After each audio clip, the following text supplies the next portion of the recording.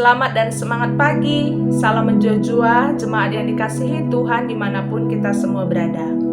Sebelum kita akan memulai aktivitas pada pagi hari ini, marilah kita memberikan hati untuk dapat dituntun dalam firman Tuhan dalam sapaan teduh.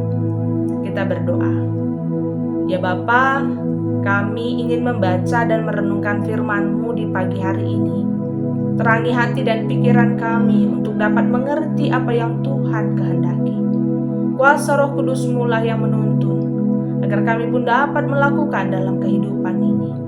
Berbicaralah Bapa, karena kami siap mendengarkan. Di dalam nama Yesus Juru Selamat yang hidup, kami mengucap syukur dan berdoa. Amin. Efesus 2 ayat 22, firman Tuhan bagi kita.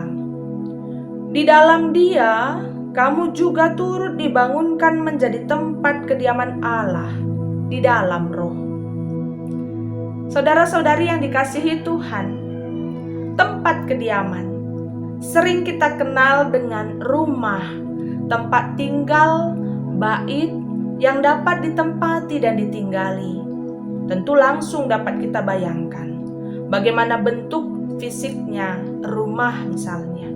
Pada umumnya tempat berdiam ini berupa bangunan yang punya ruang untuk dapat melakukan sesuatu, merasakan kenyamanan, baik secara pribadi ataupun bersama-sama. Dalam teks Alkitab yang telah kita baca tadi, Paulus mengatakan tempat kediaman Allah di dalam Roh. Maka kita menyadari bahwa tempat yang dimaksudkan Paulus adalah diri kita ini. Bukan suatu bangunan rumah, gedung, bait yang besar, melainkan diri kita sebagai orang percaya yang adalah tempat kediaman Allah. Lalu kira-kira sebagai tempat kediaman Allah, apakah diri kita sudah menjadi rumah yang baik? Ataupun kita sudah siap menjadi rumah yang seperti apa menyambut kehadirannya? Sudahkah jadi tempat yang rapi? Sudahkah jadi tempat yang terus berbenah dan terbangun? Sudahkah siap menerima kehadiran Tuhan di dalamnya? Selayaknya rumah, ternyata diri kita ini pun harus rapi, siap, dan terus berbenah.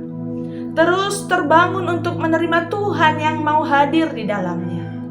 Kita turut terbangun agar layak menjadi tempatnya Roh Allah itu berkarya.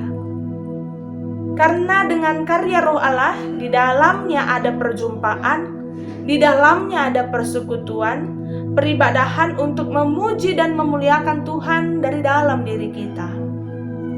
Paulus menuliskan ayat ini sebagai bagian dari keseluruhan pesan kepada jemaat Efesus, bahwa di dalam Tuhan ada kesatuan.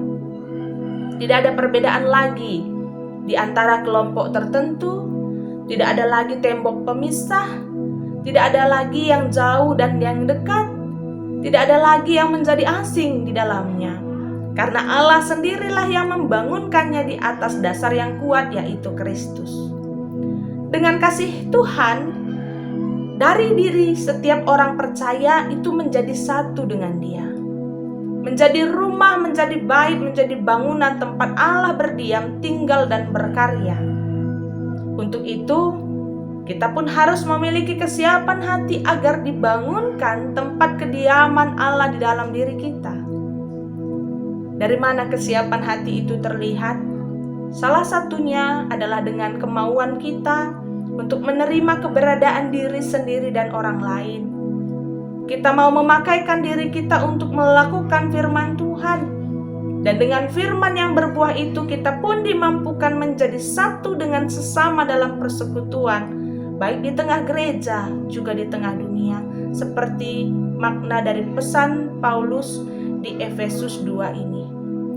Kita semua adalah jemaat yang hidup sebagai baitnya Allah, tempat Allah hadir. Karena setiap orang percaya sejatinya adalah tempat kediaman Allah di dalam Roh-Nya yang kudus dan berkuasa. Jika kita telah dibangun menjadi tempat Allah hadir, maka melalui pekerjaan Roh pun kita mengerjakan bagian kehidupan yang baik dan menjadi saksi atas pekerjaan itu. Dalam cara kita berbicara, dalam cara kita berpikir, dalam cara kita bertingkah laku, untuk menerima diri yang mau terus dibangun, dibaharui, juga menempatkan diri untuk menerima keberadaan orang lain di dalam kehidupannya. Setiap dari kita menerima rencana Tuhan, dan di dalam Dia kita semua sedang berproses. Kita dibentuk menjadi pribadi yang baru, dibangunkan sebagai tempat Roh Allah. Kiranya setiap dari kita siap untuk menjadi rumah Roh Allah dan mau berkarya bagi dunia, dimulai dari lingkup yang terkecil di sekitar kita, sehingga kasih Tuhan dapat dilihat dan dirasakan dunia ini melalui diri kita. Terpujilah Dia. Kita berdoa. Ya Tuhan, kami sungguh bersyukur karena di dalam diri kami Engkau telah membangun tempat kediaman Roh Tuhan yang berkarya, sehingga kami tidak hanya mencintai persekutuan kami dengan-Mu Tuhan, tapi kami pun mampu mencintai kehidupan kami di tengah keberagaman kebersamaan bergereja dan juga dalam kehidupan sekitar kami. Berikanlah bagi kami hikmat pengertian untuk dapat melakukan firman-Mu dan membuahkannya dalam segala bagian kehidupan kami. Dan juga kami tidak lupa untuk tetap saling menopang, mendukung dalam doa dan syafaat kami untuk seluruh saudara-saudari kekasih kami di tengah-tengah GBKP Runggun Cibinong. Bagi saudara-saudari kami ini semua, Tuhan, Engkau memberkati mereka. Berikan kesehatan, berikan sukacita, segala hikmat pengertian yang baik yang telah Tuhan rancangkan bagi hidupnya. Secara khusus bagi seluruh hamba-hamba Tuhan yang melayani, pertua, diaken, dan pendeta, bersama dengan seluruh keluarga yang boleh mendukung dan menopang tugas pelayanan.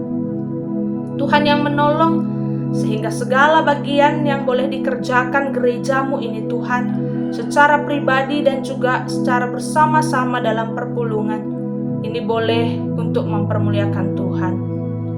Engkau tahu di masa-masa pandemi ini banyak sekali keterbatasan kami, tapi biarlah Tuhan kami memiliki hati yang terus berharap kepada pertolongan-Mu. Jikalau ada bagian dari persekutuan kami di tengah Runggun Cibinong yang sedang sakit, Tuhan, Engkau pulihkan. Engkau berikan kekuatan untuk menjalani masa-masa pemulihannya. Bagi kami yang mungkin masih Kau berikan kesehatan, biarlah kami pun boleh bekerja berkarya seturut kehendak-Mu, sehingga kami bersama-sama saling menguatkan. Kami boleh mengingat saudara kami satu dengan yang lain, agar di dalam persekutuan kami nama Tuhan yang terpuji termulia. Inilah doa kami, dan sebentar kami akan melanjutkan aktivitas kami. Tuhan, kiranya Engkau yang memberkati, sehingga hidup kami betul-betul menjadi tempat kediaman Roh Allah yang boleh disaksikan di dalam kehidupan hari lepas hari. Karena di dalam nama Yesus kami mengucap syukur dan berdoa. Amin. Semangat untuk pagi ini mengerjakan tugas dan tanggung jawab kita. Tuhan Yesus memberkati.